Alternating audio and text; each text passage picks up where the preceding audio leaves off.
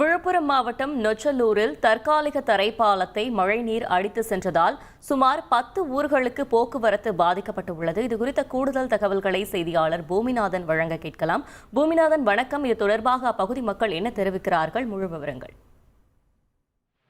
மாவட்டம் மேல்மலையிலிருந்து திருவண்ணாமலைக்கு செல்லக்கூடிய பிரதான சாலையில் நொச்சியூர் பகுதியில் அமைக்கப்பட்டிருந்த தற்காலிக தரைப்பாலம் நேற்று பெய்த மழையில் அடித்து சென்றதால் தாயனூர், கொழுப்புலூர், மேட்டூர், ஆவலூர்பேட்டை உள்ளிட்ட 10க்கும் மேற்பட்ட ஊருக்கு செல்லக்கூடிய சாலை முற்றிலுமாக துண்டிக்கப்பட்டதால் பொதுமக்கள் மற்றும் விவசாயிகள் பாதிப்படைந்துள்ளனர்.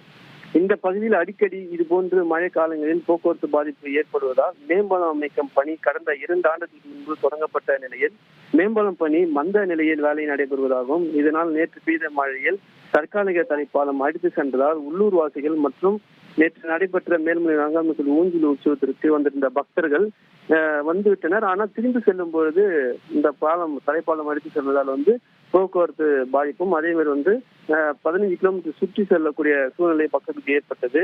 மேலும் இந்த தற்காலிக தரைப்பாலத்தை உடனடியாக சரி செய்து தர வேண்டும் என்றும் மேம்பாலம் பணியை விரைந்து முடித்து தர வேண்டும் என்றும் போலீசார் தரப்பில் பொதுமக்கள் இதில் பாதிக்கப்படாமல் இருக்க தாயனூர் பகுதியிலே பேரிகேட் அமைத்தோம்.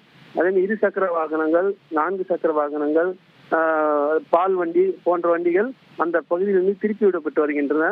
தொடர்ந்து இந்த மேம்பால பணியை விரைந்து முடிக்க வேண்டும் என பொதுமக்களும் விவசாயிகளும் கோரிக்கை விடுத்துள்ளனர். என்றால் 10க்கும் மேற்பட்ட ஊர்களுக்கு போக்குவரத்து பாதிப்பு ஏற்படும் என்று வேதனை தெரிவித்துள்ளனர்.